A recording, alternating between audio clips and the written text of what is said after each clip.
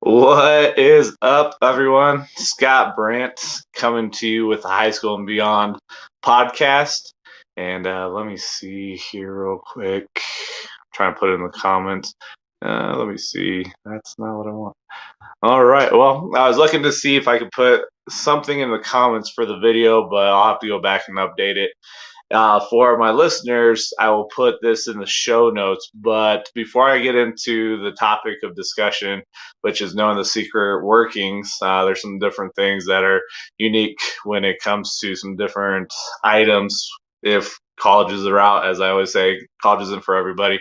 But if college is a route, understanding certain things that can impact the funding package, the funding process, and whatnot. But before I start, the podcast, and I think this is the first time, but the podcast is sponsored by Tabala's Food for Thought. What Tabala's Food for Thought is it is a local food truck that's ran by Jasper Axelrad here in Colorado Springs.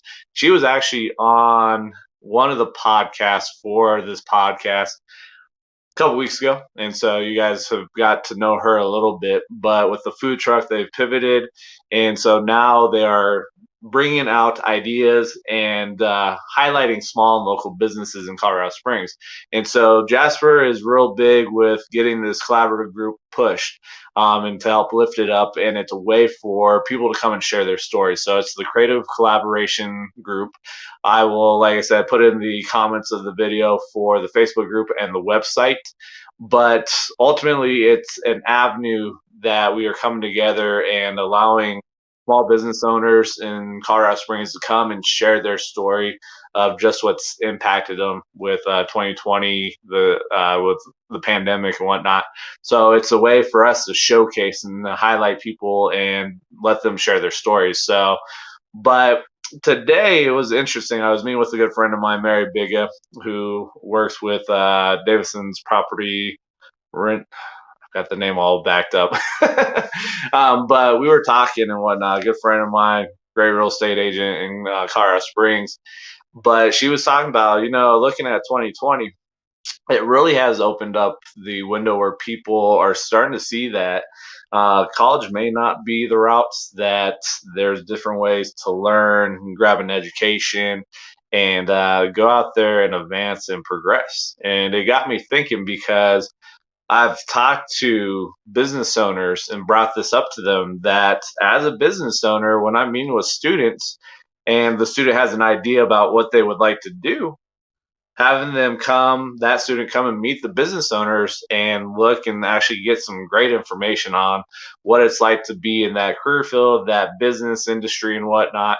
And I brought this up that this is a way for business owners to potentially create a avenue to have a program for unpaid interns, being high school students, giving them that knowledge and that education piece, shaping them, giving them the leadership piece, and then ultimately you may have the chance by vectoring to see a potential part-time employee that can come and work with you, and you've already done a lot of the legwork by having them as an unpaid intern. And so for students and families that are listening, that I understand, like, you would want to go work a job and get paid for it. But when you look at it, that experience that you can gather from the unpaid internship piece is going to run you further along as a student with the experience. When you go and fill out your resume and you can show a breadth of experience that you've had in that industry, whatever it is. And so it's one of those things that I highlight and bring to students and families, that once a student has an idea about what they want to do in regards of college is the route or if college isn't the route, this is still something that we can do. But if you're going the college route, going and talking to business owners, going and talking to business leaders in the industry that you're thinking of getting your degree in, and going and speaking to them, sit down and really pull in the information that they have, see what they can tell you, the stories that they can share with you, and really give you a great inside look to that industry and really determine if that's truly who you are, if that's truly something that you want to do. I have a individual that was telling me his daughter had a friend, and this was Christmas break of their senior year of high school. So we already know by Christmas break of your senior year in high school, you're very, very close to being done with high school. And the college planning process should be in full force at this time when it comes to applying for schools and all the different endeavor pieces that go into college planning. So the friend of the daughter wanted to become a vet tech. That's all she wanted to do. She had talked about wanting and loving on the animals, being there for the animals, caring for the animals. So she actually went and shadowed vet techs for 2 weeks at a vet. When she actually truly saw what it took to become a vet tech and saw that there was blood involved with dealing with animals, she said that's not what she wanted to do. It kind of blew up her dream, and she didn't know that until her senior year of high school. And now think about that. That was her dream, her goal of becoming a vet tech. It has been blown up because she saw the actual true part of what it entailed with that career.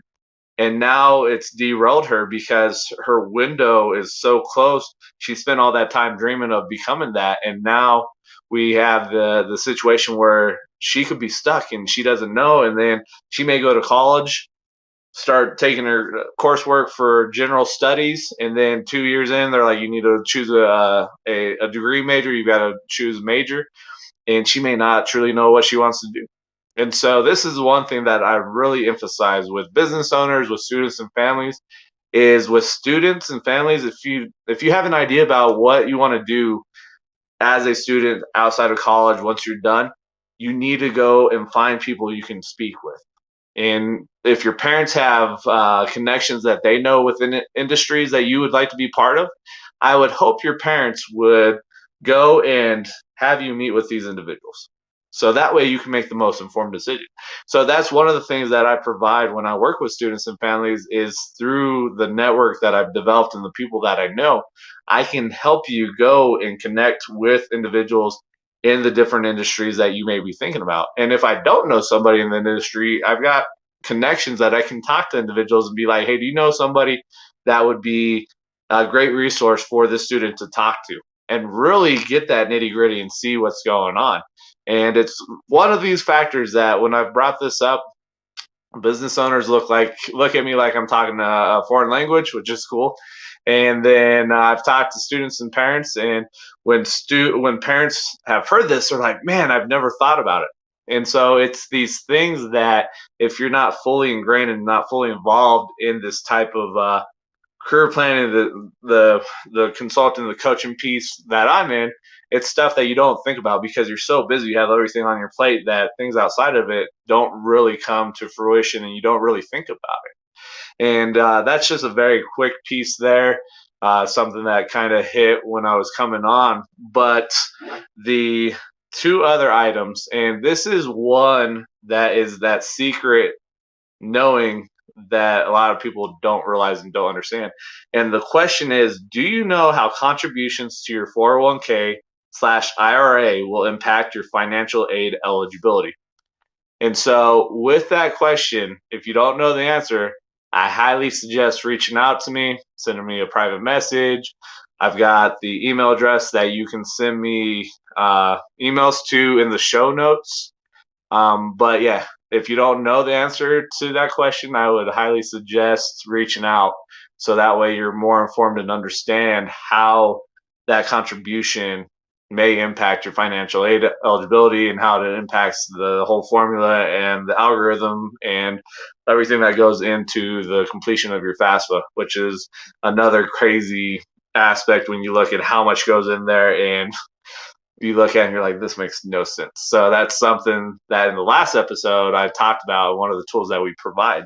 So that's one of the things to think about. And like I said, if you don't know the answer to that question, reach out to me. We'll sit down and talk.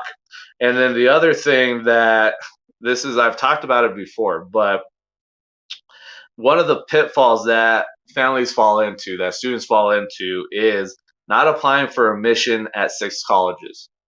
A lot of times I'll talk to students, I'll talk to families. For myself, when I went to school the first time, I went to college twice. The first time was out of high school.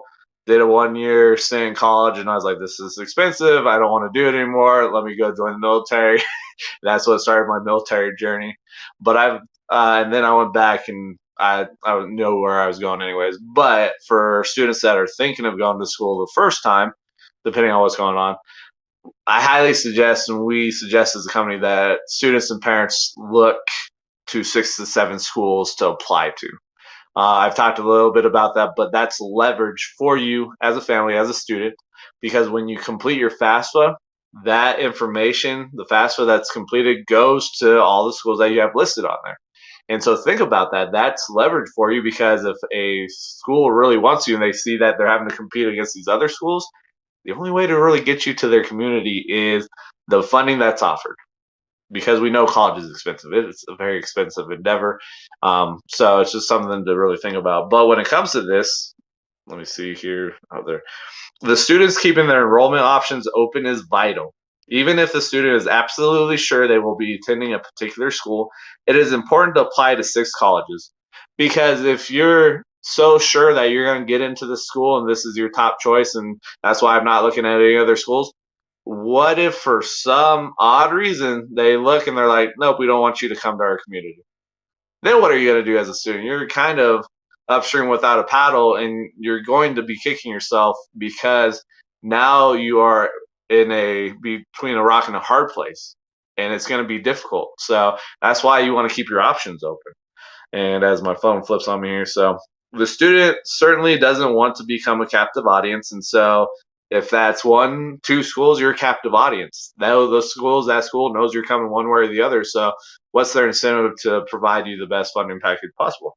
Committing to school too early can also have a very negative influence on the amount of funding the student receives. Because if you commit to school early, a lot of times they don't want you to apply to any other schools. And so because you can't apply to any other schools and you don't increase your chance of the competition, locking yourself in early ends up hurting your funding package potentially, because that school knows you're coming there because you've already committed. And so that's why you got to be careful about early commitment. Even though the goal of the colleges is to get the student to commit as soon as possible, it is best for the student to wait until all options are reviewed. The national decision date is generally recognized as May 1st of the student's high school senior year. So that's just some things to think about. The last episode that I had accomplished, and that is up and on the different platforms for the podcast, but I did a live stream and whatnot.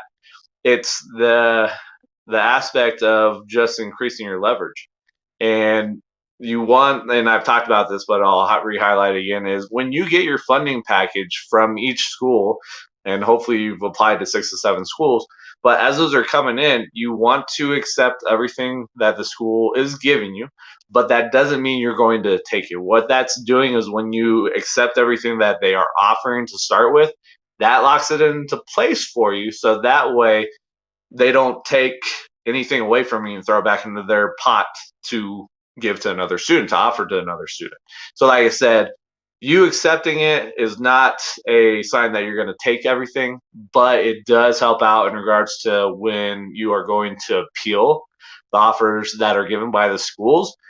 By having that leg to stand and having those things already locked into place, that helps you out with the appeal process. But if you're losing things and you're missing out, that could be detrimental, if and only if college is the route that you're going, because the more funding that you can get from the school itself, which is free money, and as long as you do what you need to as a student, you don't drop out, anything like that, you graduate, you don't have to worry about paying it back. But there are some stipulations when you look at scholarships that are offered, which you have to go through all the fine print and make sure you understand that. And that's something else that I work with students and families, looking through, making sure there's no oddball things that the colleges are putting in there. So just some stuff to consider and whatnot. And then we have Mr. Blu-ray, one of the Twitch followers with 2 native sons, somebody that Patrick has known for a long time. What's up, Mr. Blu-ray? Just commented, whoa. And yeah, it's information, man, information that people don't realize and don't understand. But the other unique thing that is coming to the table for myself is this Thursday, I'm part of a podcast group on Facebook looking for guests to come on and host with them. So there's a young lady. She was looking for guests to come on. She's a actual homeschool student, like not what we have going on right now, where everybody's at home schooling and whatnot. She's in that realm, and very bright individual. So I'll actually be coming on to her show Thursday to co-host with her, bringing this information to her audience and whatnot. So that once I have that, I'll share that so people can check that out. But it's awesome to see that type of ingenuity, that endeavor that young people are taking. A freshman in high school starting her own podcast and sharing her story and bringing people on to share their stories with that realm that they're in. Mr. Blu-ray, I'm doing well. Hopefully you're doing well. I know anybody that enjoys artistry, if you have a Twitch account, go check out Mr. Blu-ray. Some great work that he has in regards to what he provides on his channel. And so that's another thing. Going as a student, going on to these different platforms and learning from different people. So Mr. Blu-ray would be one of those individuals that would be great to check out when it comes to the artistic side of sketches and drawing. And I know he does a lot of his stuff with the computer aspect of coloring in, adding the shades, and all that fun stuff. So, but yeah, no, it's interesting because thanks to Patrick being able to be introduced to different individuals.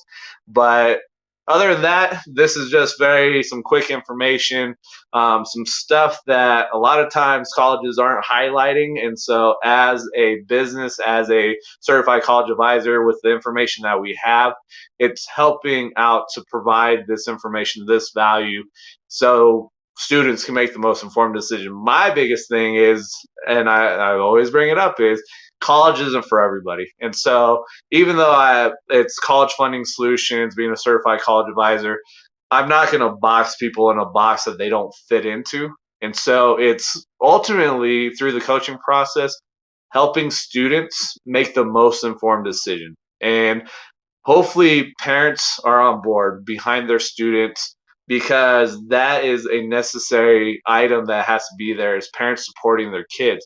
Sometimes parents want to live vicariously through their kids, and they have the old school mentality of go to college, get a degree, get a good paying job. And what we're seeing in today's day and age, that's not always the correct answer. And so everybody's got their opinions. Everybody looks at life through their own lenses. But this is just information that is shared that I want to provide, get out to the public, because the more information that we have, the more knowledge that we have, the better decisions that we can make. So other than that, thank you guys for your support. Thank you guys for your time. I will catch you guys next week. Enjoy your week. Have a great night.